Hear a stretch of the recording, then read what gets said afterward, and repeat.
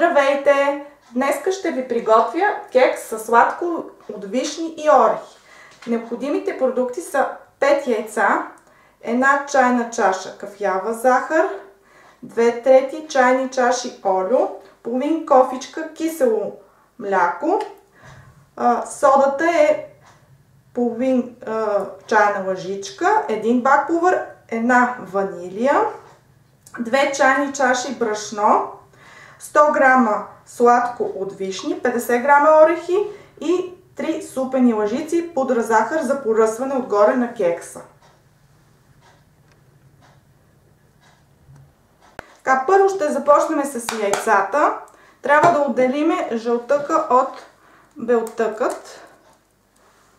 Тук ще сложа белтъка.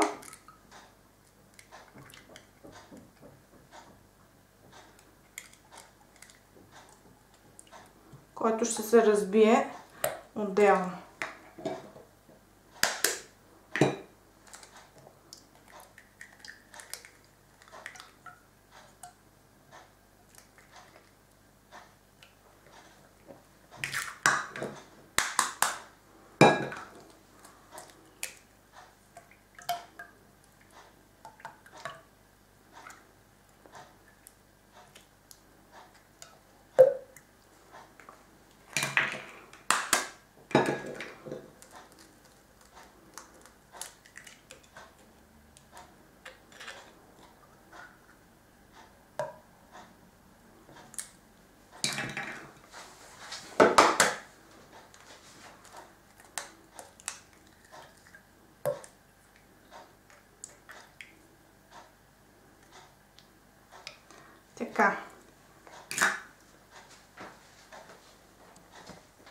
Така, сега ще сипа захар, 1 чайна чаша.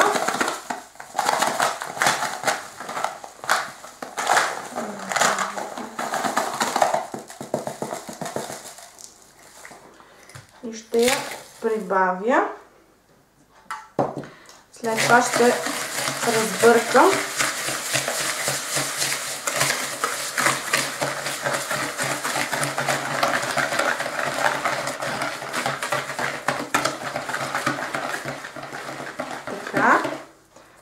След това ще измеря и олиото. Сипваме 2/3 чайни чаши олио.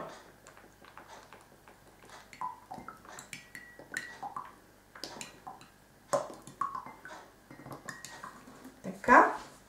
И го прибавяме. След което разбъркваме отново.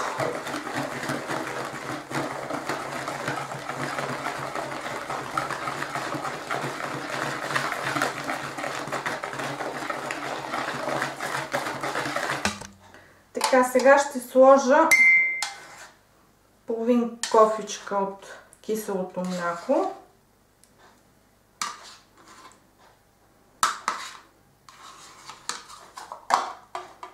Така.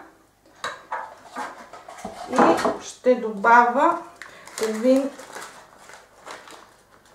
чайна лъжица от содата. И ще го разбъркаме хубаво, докато шупне. Бъркаме така продължително. Ето, започна да шупва. Така се погасява содата. Ето. Започна да се надига нагоре. Така. И я изсипваме в съда. Така.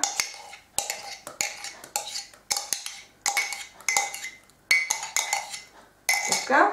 И след това си разбъркваме отново сместа.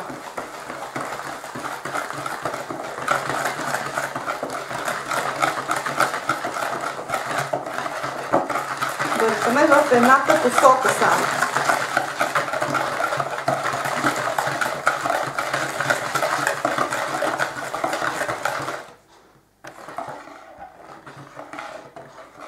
Така, сега ще пресея брашното, за да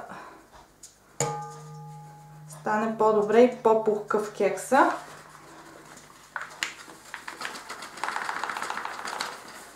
Пресяваме го.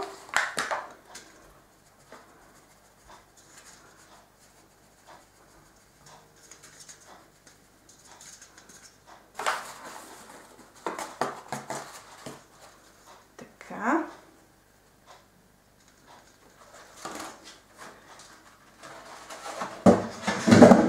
И ще добавя бакпулверът към него.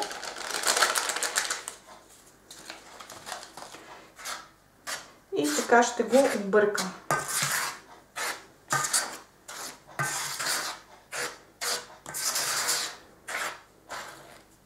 Така, сега започвам да прибавям брашното към сместа и го бъркам. Пак така в една посока бъркам.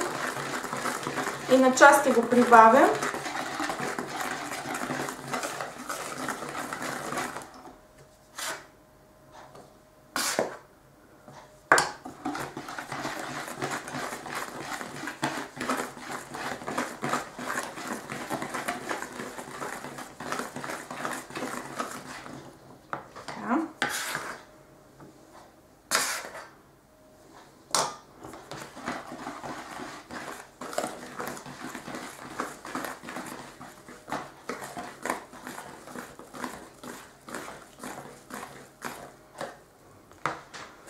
Така, и сега ще сложа и последното.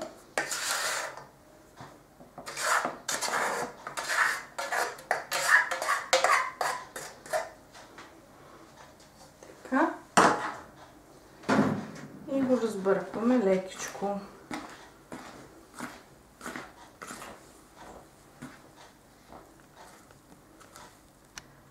След добавянето на цялото брашно, ето се получи ето сместа, с такава гъстота. Сега ще сложа ванилията и ще разбъркам.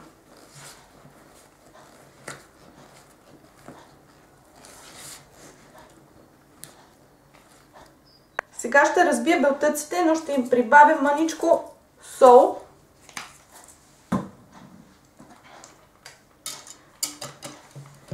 И ще ги разбия да станат пухкави.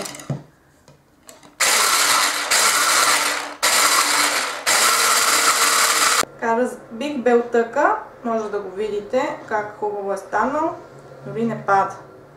Така, сега ще взимам от него и ще го добавям към сместа.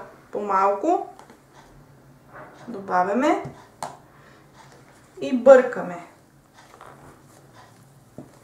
Лекичко. В едната посока пак въртиме.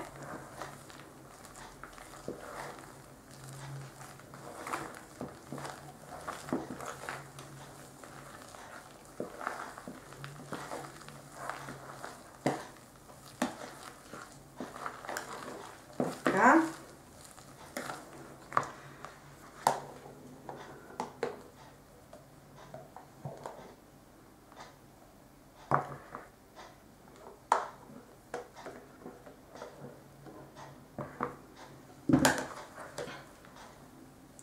И пак така.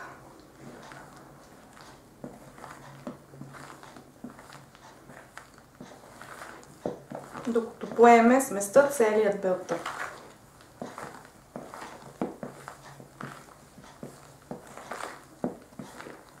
Така, сега ще подмажа формата, в която ще печеме. Ще сипа малко олио. И така ще го разнеса хубаво навсякъде на формата.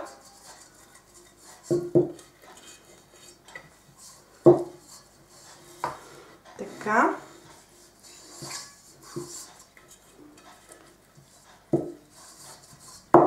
Така, добре вече. И след това ще поръса и брашно.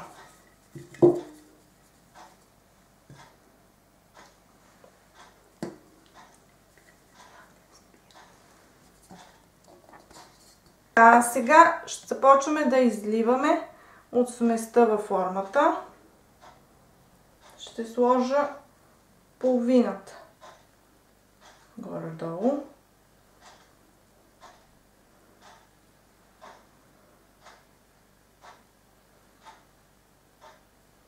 Така. И започвам да слагам сладкото от вишни. Редиме вишничките.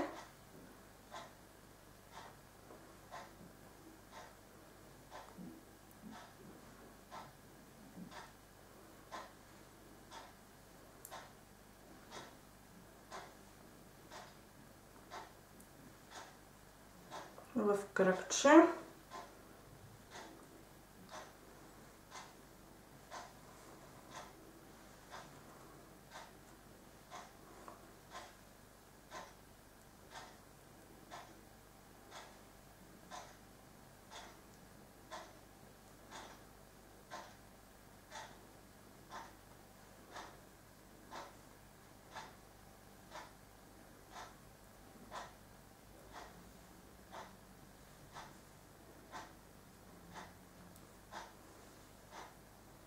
Така. И тук още една ще сложим. След което ще начупа орехи. Слагаме ги между вишните.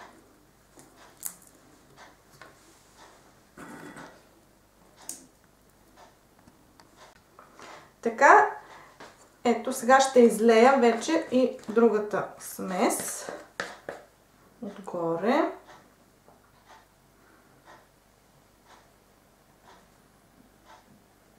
Да покриеме хубаво вишните и орехите. И слагаме кекса да се пече в предварително загрята фурна на 180 градуса, някъде около 40-50 минути.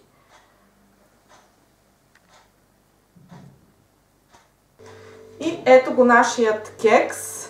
Вече окончателно е изпечен. Вижте как хубаво се надигна и се напука. Изглежда и ухае много добре.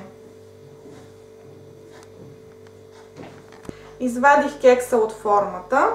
Оставих леко да се охлади. Сега ще поръса с пудра захар отгоре.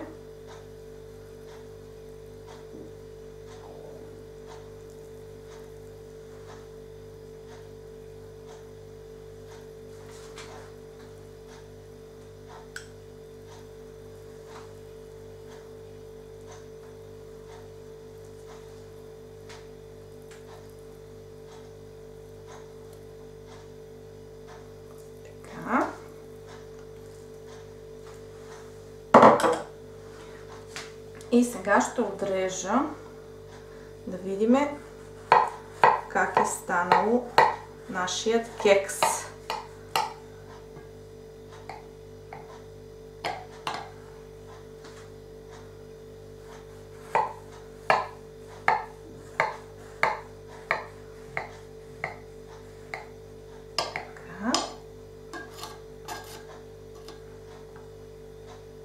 Да, чудесен е. Много добре се изпекал. Ето така ще го сложим. Ще отрежем и още едно парченце.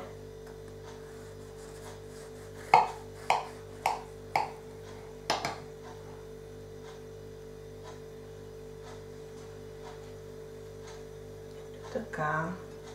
Вижте колко е пухкаво и въздушно нашето кексче. Изглежда много апетитно. Мога да ви пожелая добър апетит!